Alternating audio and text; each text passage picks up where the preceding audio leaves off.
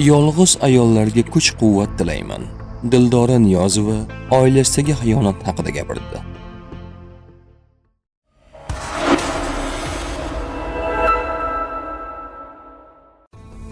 Xonanda Dildora Niyozova yangi bergan intervyusida ko'plab muhokamalarga sabab bo'lgan shaxsiy hayoti va turmush o'rtog'ining xiyonatini kechirgani haqida gapirdi. Oilamdagi nizolardan so'ng xalqning yonida ham ko'rinishni istamay qoldim. Oradan ancha vaqt o'tdi. Ko'p haqiqatlarni tushunib yetdim. Turmush o'rtog'imning xiyonatini kechirdim. Ko'nglimda unga ham va u ayolga ham hech qanday yomonligim yo'q. Haligacha odamlar orasiga kirib borsam, siz shunchalik mashhur ayol bo'lib turib, turmush o'rtog'ingizni kechirib yashayapsizmi deyishadi. Nima qilibdi?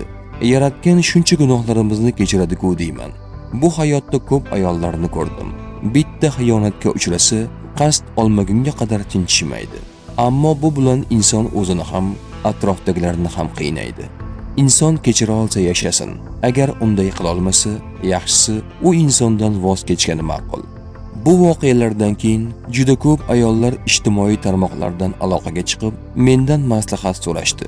Shunda bildimki, oramizda bunday insonlar ko'p. Ammo bu muammo emas. Hech bir anduhni dilda saqlamay, shunchaki chiqarib yuborish kerak. Agar hozirgi aqlim avvalroq kirganida, men ijtimoiy tarmoqlar orqali chiqish qilmasdim. Ayolligimga bordim va emotsiyaga berilib, turli gaplarni gapirib yubordim. Buning uchun turmush o'rtog'imdan ham ko'p marta uzr so'radim.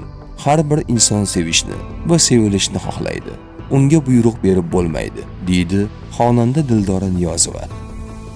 Xonanda ma'murlik vazifasini turmush o'rtog'i bajarmayotgani va u eski kasbiga qaytgani haqida gapirdi. Turmush o'rtog'imga suyanib qolgan ekanman. Keyinchalik tushundimki, ayol faqatgina yaratganga suyanishi va o'z imkoniyatlariga qarab harakat qilish kerak ekan. Muxlislarim turmush o'rtog'imga nisbatan bir oz adolatsizlik qilishdi. Alfons degan gaplar uning ko'ngliga og'ir botdi. Nazarimda, ayolining ortidan kun ko'radigan erkaklar boshqacha bo'ladi. Turmush o'rtog'im undaylar toifasiga kirmaydi.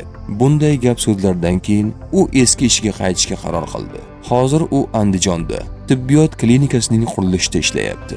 Yaqinda borib ko'rib keldim. Ustalar qanday ahvolda ishlasa va yashasa, u ham xuddi shunday mehnat qilyapti. Yaxshi sharoitdan keyin bu ahvolda ishlay olmaydi deb o'ylagandim. Ammo u inson sevimli ishi bilan shug'ullanyapti. Uzoqda bo'lsa-da, farzandlar haqida qayg'uryapti.